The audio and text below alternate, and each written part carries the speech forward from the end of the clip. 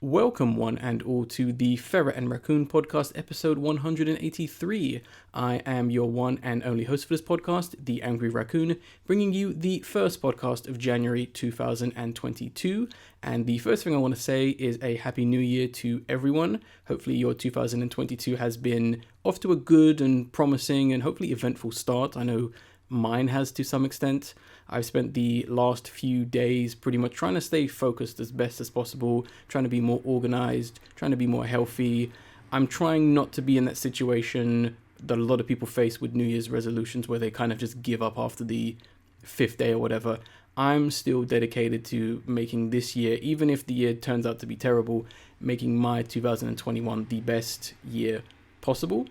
The other thing I want to say as well is a massive thank you for everyone returning from last year, especially those who listened to the end of the year podcast we did. I thank you greatly because that podcast took me roughly about 12 hours in terms of editing the audio and another 12 hours just to render, export, and upload it. So I really, really, really appreciate everyone who listened to that and gave it their time. So massive thanks once again. But other than that, we have a pretty short but interesting, and I guess you could say promising sounding and looking podcast this time around to kick off the year. And the first thing I want to talk about, something I did and kind of the only newish thing I've managed to finish, mainly because it was so short, is I did actually watch Smiling Friends, the first season of Smiling Friends airing on Adult Swim, because I believe it started January 9th, so it's a pretty new show. So I'm not going to go into too much details. I've talked about this a few times, especially on the end of the year podcast. It was one of my more anticipated things of this year. And does it live up to my excitement, my hype, and I guess the whatever pressures I guess this series faced given how popular it became after the very, very, very funny and promising pilots? And I can say happily, yes, this show is fantastic. For those of you who don't know what the premise is, it essentially follows two main characters. I completely forget their names right now. I've completely gone blank. But it follows these two characters essentially work at a company known as Smiling Friends, and their job is to essentially make people smile, make their lives better, and kind of get them out of a pretty rough place they are in their lives. So already it's a pretty interesting and unique concept for the most part. And the show itself is wall-to-wall, pretty much just chaotic, loud insanity, but in a very interesting and fresh way that kind of embodies a lot of what makes comedy and animation, especially that sense of animation and sense of humor that kind of came from early and is still around the internet culture. And it is really interesting because even having said that, it's not a show that you need to know about the creators themselves who have or did start out on YouTube making animations and voice acting and all those other stuff. It does feel like its own beast. It does feel fresh, but there's a nice sense of where it's come from, where it's at right now. But the show is very funny and it's just totally out there. And I really, really would recommend a lot of people go and check it out, especially if you want to just watch something that's just very fresh, just very new. It's a really interesting series. It's not a long watch neither. 8 episodes, and I would say the show is just over an hour long. And I would say that's probably the only downside to the series is it's so short. Like, you can get it done in, just over an hour. But yeah, I watched the whole series over the course of a day, and I thoroughly enjoyed it. And I've actually gone back to watch episodes for 2 reasons. 1, because I enjoyed it so much, and 2, because I do intend to talk about it in some kind of review video format. But yeah, high recommendation for me. Please do check out Smiling Friends. They definitely deserve the attention they are getting online. But let's actually move on to the news stories and topics, which you've got quite a few of them, which do actually come from 2021. Funny enough, a lot of these trailers did release or become apparent right after or just as we were doing the end of the year podcast. So if this does seem like old news, I'm sorry. But at the same time, this year there hasn't really been anything to really, I guess, look forward to in terms of like a newer trailer or whatever. I mean, even still, music is very slow. I think there's only like one album that I've listened to that came from this year. But let's get into the first trailer, which is going to be probably the big one, and I want to get this one out the way. And that is going to be Doctor Strange in the Multiverse of Madness. This is its teaser trailer, and for a teaser trailer, it's weirdly 2 minutes long, which is a bit strange. But I'm guessing that this takes place after Spider-Man No Way Home, because I have no idea what's going on. I didn't watch that film. I don't actually have any interest in watching it personally. Not that I think it looks bad, I just honestly don't care, simply put. And it is kind of interesting and kind of unfortunate in some sense that if you don't watch one thing within Marvel or everything, you're lost with no context, because I think this film and other films within the Marvel universe, and I'm sure some of the TV shows as well, just assume like they're referencing things, and I'm just like, is the average person supposed to know what that is? Because I know I'm somewhat clued up, but yeah, even I'm just like, what are they talking about? What happened? What's this?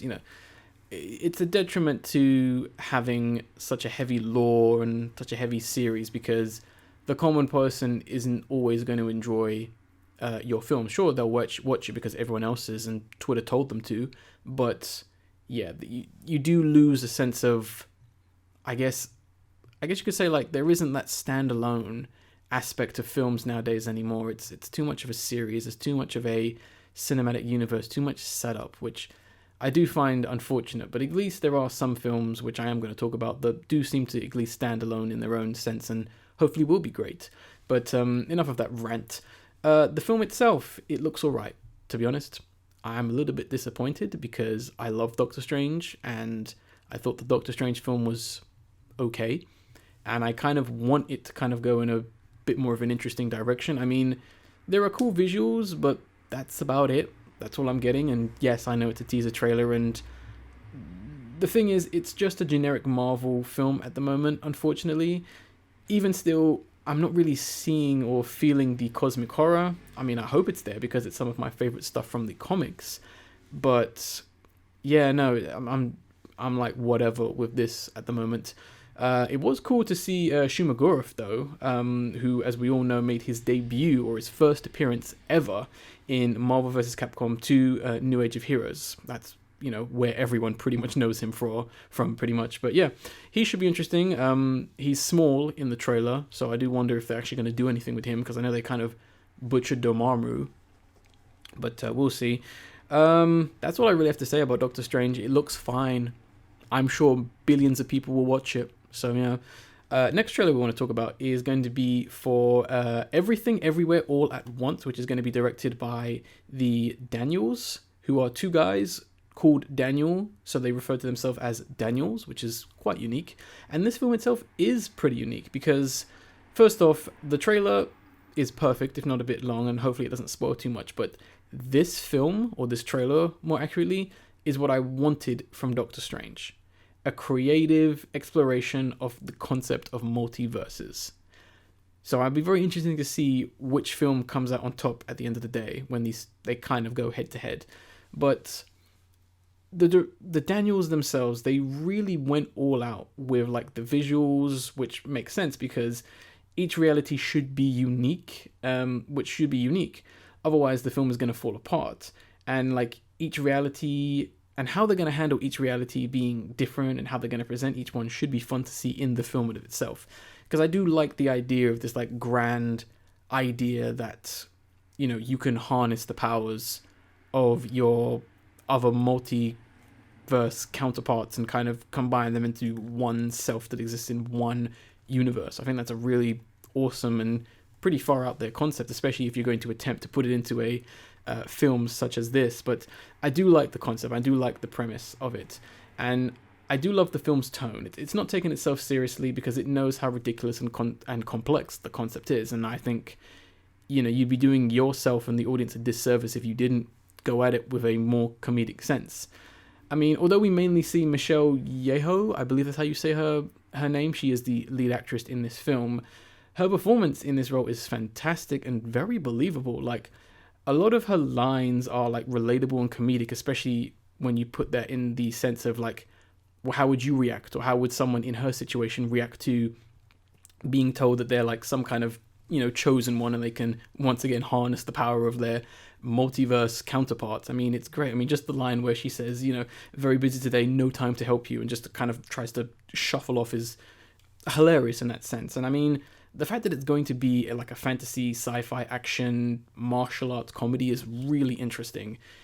it was a film that it is a film that I am highly looking forward to. I really hope it gets a mass release, and hopefully just the ridiculous and just the craziness of all the visuals and just the fact that this film is doing what it's doing, hopefully garners it more attention, and hopefully it gets like a wider release, because already it's like one of my higher, must-watch films this year. So I definitely want to see that. And also, A24 Pictures is releasing it, and they pretty much release only good stuff. They have a very, very good track record for licensing and distributing very good and very unique films. They are a big breath of fresh air. That's why I always get excited when I see their logo, because they've earned that reputation. But yeah, I cannot wait for this film. I highly recommend everyone go check it out. I should mention as well, every trailer I'm going to talk about is going to be in the description and the download link as well. I'll even put a trailer link to Smiling Friends in case you actually just want to see what the hell the show looks like. But yeah, moving on to our next trailer, and I gotta say, I am also anticipating this film, and while I was writing this podcast, I kind of wrote a mini review on this film. Now, I know the film isn't out yet, but this is just me kind of really, how should I put it? Me really being impressed by it so far, and kind of putting all my hopes and kind of noticing every single little detail about it. So if this sounds quite long-winded, I'm sorry, but look forward to the review, I guess. And that is going to be the trailer for The Bad Guys, which is, I guess, DreamWorks' next animated film. And yeah, DreamWorks is back with an exciting and promising film. It's been a while. I can't remember the last DreamWorks film I watched. I think it might have been Kung Fu Panda 3, which was okay. But other than that, because they had to, I don't know if I always get confused because it happens so often nowadays. It's just become the reality. I can't remember if they were acquired by Universal Studios or were forced or actively wanted to join Universal Studios, because I know they became kind of an independent studio, and I guess their existence really did, hinge on whether or not their film that they released did well. So if a film that they put, let's say, 150 million into didn't, make back more than that, they would financially be in trouble. It's why they cancelled a lot of interesting films, which if you look up films like Me and My Shadow, that got cancelled. And there was another film that was, I believe, a musical that took place in the Australian outback, and I believe comedian Tim Minchin was working on that. That got cancelled as well. And so they had to really scale back. That's why films like The Boss Baby, I'm pretty sure the people who worked on this kind of already know this, so I'm pretty sure they're not going to take offense to this, because I'm pretty sure this was the case. The reason why The Boss Baby does look as bad as it does, and I'm sorry, it does, is because they really were facing a pretty rough point in their life, and that's why I think even Trolls 2 was just, whatever, and How to Train Your Dragon 3 was just, I haven't seen those films, but no one's really screaming about them. Not like The Bad Guys that we have to talk about here. Boy, I'm doing a lot of tangents today, but hey, it's been a while since we've done the podcast. It's been almost a month. But I am honestly, well, first of all, I'll go through the premise. So the premise itself is really creative. It essentially follows a group of criminals, thieves, led by the Big Bad Wolf, or the Wolf. I think he is referred to as the Big Bad Wolf. I don't know if he is as in from Little Red Riding Hood, but yeah, Wolf or Mr. Wolf, whatever you want to call him, who is essentially the leader of a criminal gang, one of the most famous, I would imagine. And I guess over the course of, or given one situation you do see in the trailer, he does decide that he wants to maybe be good. He's not really into this life of crime. And I do like the idea that we're going to be kind of focusing on that aspect of, what you want to do in life, and kind of having, I guess, a literal change in heart to some extent, and whether that's even possible. But I don't really know the ideas it might explore, if it's even going to get deep. It might not be. The series was based on children's books, but not to say they can't be introspective or commentate on anything. But yeah, I am in love with this film's style. You know me, I love animation, and I don't know if it has a specific name, but I call it 2D meets 3D. Their eyes have this 2D aesthetic, where it's just, all white, black dot. And then with the smooth and kind of motion and animation, the way their eyes move, in a 3D sense, that's kind of the best way to describe it. And even then, the film does have that mix mash of like 2D meets 3D, which I really like. I also like the black outlines around their eyes and the fact that you don't really see that said black outline around the rest of their body. It kind of remains and keeps that cartoony style, which I really appreciate, especially when it's just so nice to see like an animated film with an original style that's not trying to be Disney, because I'm so sick of everyone trying to look like Disney or be Disney or tell a story like Disney. I mean, Disney can make great stuff, but it's like not everyone has to be that. I get it, it's the winning formula, but still, it's whatever. I mean, it's pretty interesting how the world has both humans and talking animals. You don't really see that too often, so that's unique in of itself. I mean, the character designs I think are wonderful.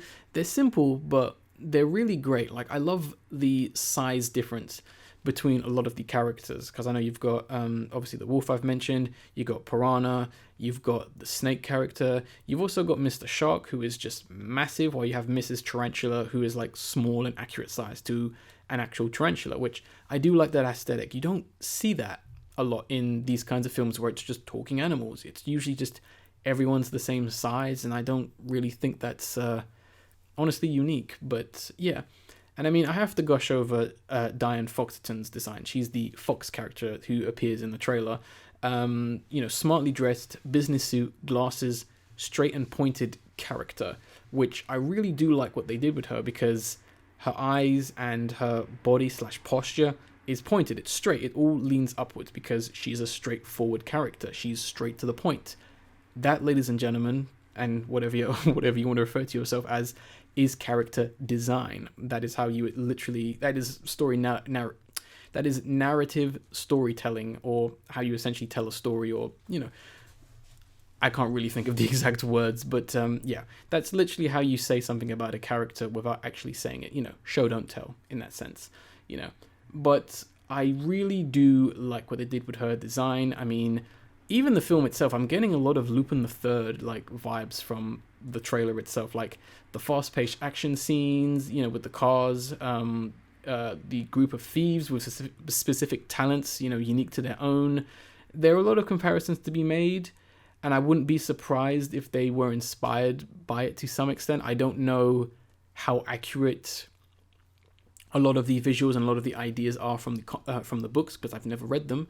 I was aware of them though. Before the film came out, I have actually seen like posters for the book, and I always liked the style of the front covers. So, I think there's something there, but we'll see. But I mean, the film has a great cast as well. Something I don't always talk about, except for one person maybe, but they might do a good job. I'm not going to say who they are, because we'll see how it goes.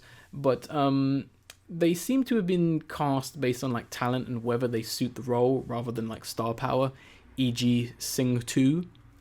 I mean, you can compare a lot of things to Sing 2, particularly this film, but yeah, no, I do like that. I mean, you got people like Sam Rockwell, Craig Robinson, Awkwafina, Richard Ayoade, and Zenzi Bates, I believe that's how you say her name. All really good choices, and I think even just hearing the small snippets of them, I think they're doing a fantastic job as the characters they are. Even, surprise, surprise, Richard Ayoade, who is a British comedian who I'm a massive fan of, who's essentially playing a hamster, or I think he's a guinea pig. He's a guinea pig. He's a kind of uptight, pompous, like kind of very somewhat antagonistic, guinea pig. Be very interested to see how he, handles his role as like literally what I just said in some sense. But it is an interesting concept. Everything about this film does seem really promising. It's the director's directorial debut. I believe his name is Perry Perfil. I believe that's how you say his name. And Aaron Balabay, who was the writer of the original books, is the exclusive producer. So this film should be good, given that they are putting a lot of effort into it, and it seems like, they kind of know what they're doing to some extent. Cannot wait for this film. It doesn't come out. It's only like April, I believe. But yeah, next film we want to talk about, still staying with animation, is going to be The House, specifically the Netflix anthology series known as The House. And finally, there is something good on Netflix to watch, because it's been a while. I love almost everything about... I love everything about this trailer. I really do, because it incorporates things that I absolutely adore. I love animation. I love stop motion. I love anthologies. I love horror stories. I love scary stories. I love psychological stories. And I just love original ideas. I'm a big promoter of just being original. And like I said, this series is embodying everything I enjoy within media. And I'm not really going to talk too much about this film. Oh, excuse me, not film. Anthology series, because it's actually already out right now. And I do intend to watch it very, very soon. But it does remind me a lot of Wes Anderson's like Fantastic Mr. Fox or Charlie Kaufman's Anomalisa, which are both really good films I'd highly recommend you go see, as I feel like the three directors who are working on this anthology may have had something to do with that. I couldn't find out who actually made those two, Anomalisa and Fantastic Mr. Fox. I don't know who actually specifically did the animation. I know both directors did do some level of the animation, but I don't know if it was just them or there was like a studio or a team or, some kind of expertise. I feel like it was one of them. But I'm not familiar with these directors' previous works, but from what I've seen and read of them, they seem like they know what they're doing, and I'm very excited for what they're going to be doing. I mean, I'm loving the mixture of like comedy and horror and mystery elements into the series, because it is a very simple but interesting premise, which I don't really know it too well, but I guess I would explain as far as I wear. It's just 3 stories following 3 different people or different groups of people who seem to take ownership of this house, and it seems like there's something quite sinister going on with this house itself in some sense, and we don't really know what it is, and it doesn't necessarily seem to be a massive threat or something that is life-threatening, but it's just something weird, and that's pretty interesting in that of itself. I mean, having a house being the epicenter of an anthology is a classic but scary concept. Houses are meant to be your home, they're meant to be safe, and knowing that there is something truly not right with the place you label, safe is, a brilliant and terrifying concept. And the fact that in the trailer I did notice that the location of the house itself did change. There's an establishing shot where it's in like the middle of nowhere, but yet there's another scene where one of the characters in the anthology has ownership of the house and he's in London. So I'm like, what's going on there? That's really interesting to an extent. Like, is the house sentient or something like that? It's really interesting, and I mean, I'm very intrigued by the rat's mouse character who like has the house, and it's like very modern. He seems to be maybe even like letting it or making an open house, or maybe he's like doing it up to sell it.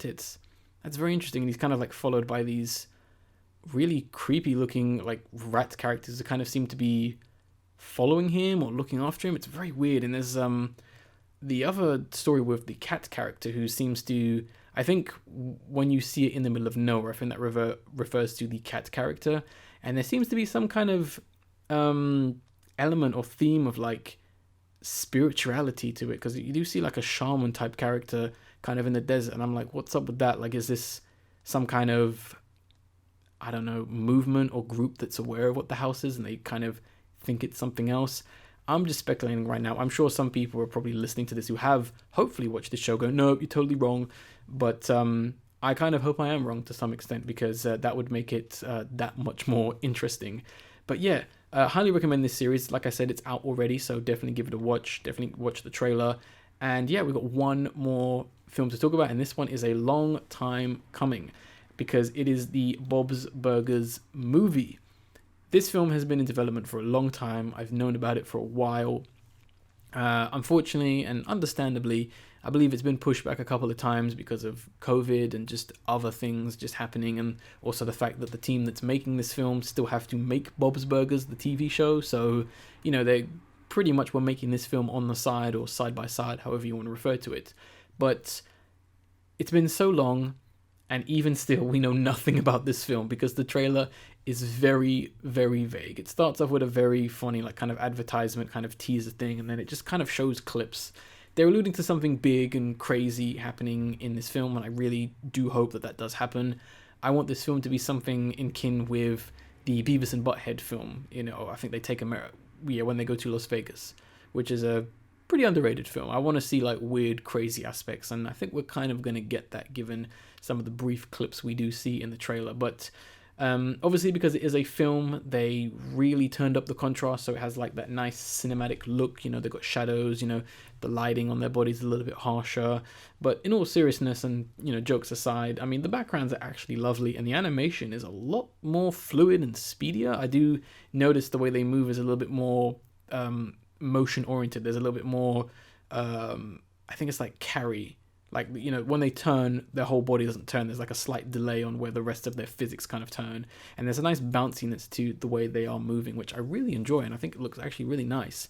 Really promising trailer. And everything, theoretically, is pretty promising on this podcast. So I'm actually pretty pleased. There's a lot of things to look forward to and hopefully watch. And hopefully they'll all be good. But I am actually going to end this podcast. I know it was a short one, but we got the video of the episode, and I couldn't think of anything because, like I said, there really wasn't anything like new or really fresh coming out or anything that I thought was interesting. So I'm going to drop one of the latest songs to release, released back in December, and that's going to be Cordae with Sinister featuring Lil Wayne. I mentioned this song on the End of the Year podcast. I still think it's fantastic. I know his album just released. I haven't listened to it yet. So if you like this song, definitely give him some attention because I'm sure you'll like the album as well. Maybe, I don't know. But yeah, there isn't really anything else for me to add. I am hoping to have some other people on the podcast later down the road. And I do have some other plans for videos. Like I said, I don't mean to keep banging on about it, but on the End of the Year podcast, I did say I wanted to do some live streaming. I have been putting in some plans and trying to figure some things out to do live streams. There'll be of video games, in case you were wondering. But I want to primarily do it on YouTube just to give some reference. And at the same time, I think I'm going to try and do at least once a month. But I probably won't do that until, I would say, March. Because there's still a ton of things I got to sort out and focus on and catch up on. Because, like I said, I'm just in focus mode right now, just getting things done. And, I'm getting to the point where I'm a bit annoyed when I don't get things done, which I guess is a good and bad thing, but we'll just see how things go. But yeah, I guess I will end this podcast like I always do by saying I was the Angry Raccoon, and I will see you on the next podcast.